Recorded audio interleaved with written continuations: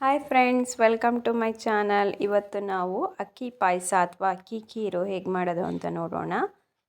ಇದಕ್ಕೆ ಬೇಕಾಗಿರೋ ಸಾಮಗ್ರಿಗಳು: 1/4 ಕಪ್ ಬಾಸ್ಮತಿ ಅಕ್ಕಿ, ಸುಮಾರು 1 ಗಂಟೆ ನೆನೆಸಿಟ್ಕೊಂಡಿರಬೇಕು. 150 ಗ್ರಾಮ್ ಖೋವಾ, ಅರ್ಧ ಕಪ್ ಡ್ರೈ ಫ್ರೂಟ್ಸ್, ಬಾದಾಮಿ ಮತ್ತು ಗೋಡಂಬಿ, ಏಲಕ್ಕಿ, ಲವಂಗ, ಚಕ್ಕೆ, 3 ಟೇಬಲ್ ಸ್ಪೂನ್ ತುಪ್ಪ, 1 ಲೀಟ್ರ್ ಹಾಲು, ಹಾಗೆ 1 ಕಪ್ ಸಕ್ಕರೆ.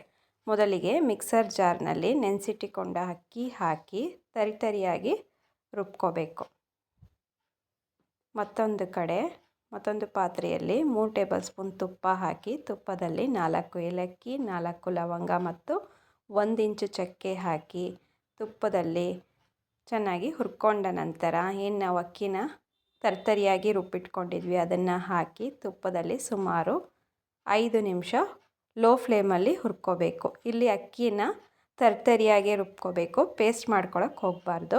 ತದನಂತರ 1 ಲೀಟ್ರ್ ಹಾಲನ್ನು ಹಾಕಿ ಚೆನ್ನಾಗಿ ಕುದಿಸ್ಕೋಬೇಕು. ಹಾಲನ್ನು ಸಹ ಹೈ ಫ್ಲೇಮಲ್ಲೇ ಕಂಟಿನ್ಯೂಸ್ ಮಿಕ್ಸ್ ಮಾಡ್ತಾ ಕುದಿಸ್ಕೋಬೇಕು.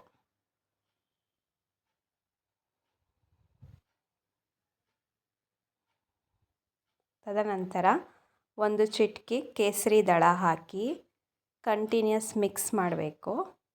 ಸುಮಾರು ನಾವು ಅಕ್ಕಿ ಕಾಳು ಬೇಯೋವರೆಗೂ ಸಹ 10 ರಿಂದ 15 ನಿಮಿಷ ಕಂಟಿನ್ಯೂಸ್ ಮಿಕ್ಸ್ ಮಾಡ್ತಾ ಕುದಿಸ್ಕೋಬೇಕು. ಇಲ್ಲ ಅಂದರೆ ಕೆಳಗಡೆ ಸೀದೋಗೋ ಚಾನ್ಸಸ್ ಇರುತ್ತೆ. ತದನಂತರ ನಾವು 150 ಗ್ರಾಮ್ ಖೋವಾ ತೊಗೊಂಡಿದ್ವಿ ಅದನ್ನು ಹಾಕಿ ಕಂಟಿನ್ಯೂಸ್ ಮಿಕ್ಸ್ ಕೊಡಬೇಕು.